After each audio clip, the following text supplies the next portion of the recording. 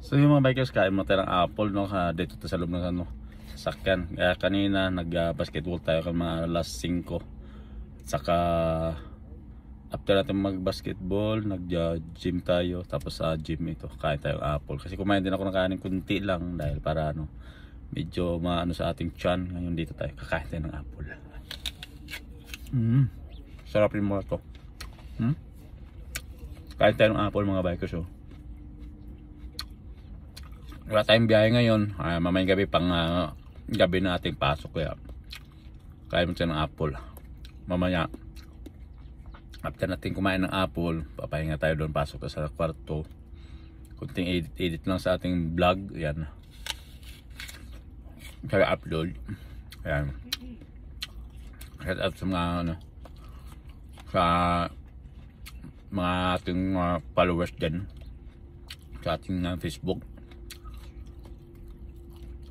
Subscribe nyo na rin ating YouTube channel. Bikers mo to. Sarap pala ng apple mga bikers, oh. Itong apple na to, medyo ano, medyo pula. Saka may halong dilaw. Guys, to maganda sa intestine to.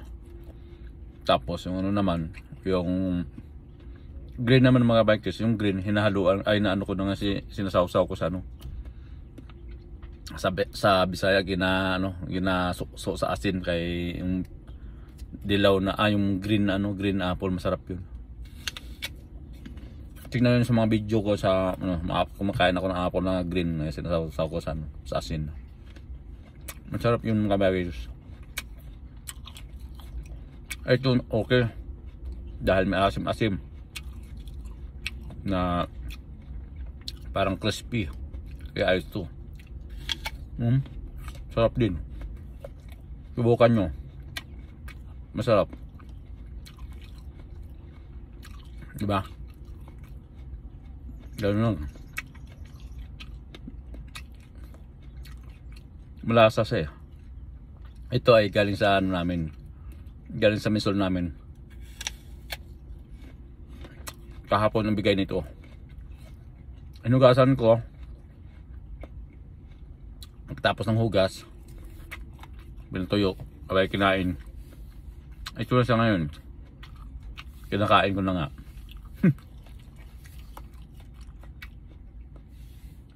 Sarap siya. Siyempre, itong apple na to ay ito, dito daw yung sabi nila ano, yung vitamins daw sa balat. Ay, basta kainin sa balat.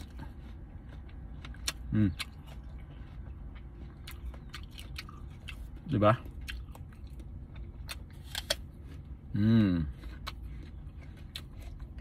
May against the light, araw kasi ano natin na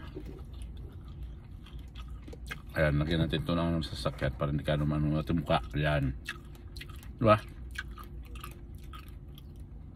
Sarap siya.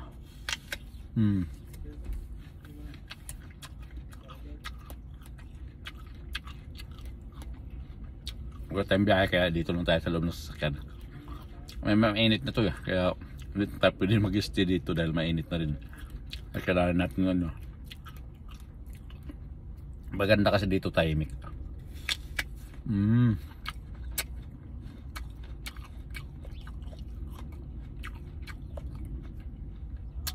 Masarap yung kakain, no? Yung apple.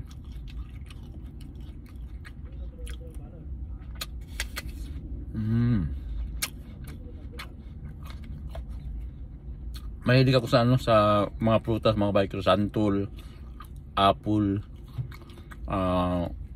marang, bayabas. Ano pa ba hindi ko nabanggit? Basta mga ano, mga prutas, sarap mga bikers. Kasi ako, lumaki ako sa ano, sa Bisaya. Halos yung bahay namin kasi napalibutan ng mga prutas. May sambag. Alam nyo ba sambag mga bikers? Sambag. Sa Bisaya sambag, pero sa Tagalog sampalok pala yun. Bikers, dami. Dami din sa amin. Tapos santol. Minsan nga, ang santol na ako makain sa taas ng ano ng taas ng sanga. Tapos meron pa mga andun, mga buko. Ang daming buko mga bikers. Dalak yung, alam mo sa amin tawag nun ay spading or sanggut. Yung spading yung itak, yung tinatawag nila itak sa Tagalog. Dala ko yun. Aakyat dun sa taas ng buko. Alam niyo ba na taas ng buko mga bikers? Doon ako kumakain. Naakyat ko pagka tinatawag din na malaalasip po ng dating ng malauhog sa Tagalog. Doon ko bibiyakin na kakain sa taas. Tapos yung may-ari mga bikers, kapitbahay nila may-ari doon.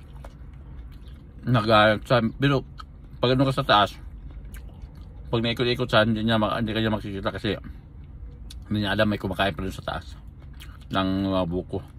Doon ka lang, patong ka lang sa taas sa taas ng pinakasanga ng buko. Patong ka lang doon ka lang gawa ka lang, gagano ka lang ng buko. Tapos pwede mo nabiyakin, kainin. Yun lang yung pinaka dala ka lang kutsara at saka itak katalo na yun. Di ba? Sarap naman kumain ng apple mga bagay, no? Dahil na. So hanggang dito na ating video, no? Bye bye.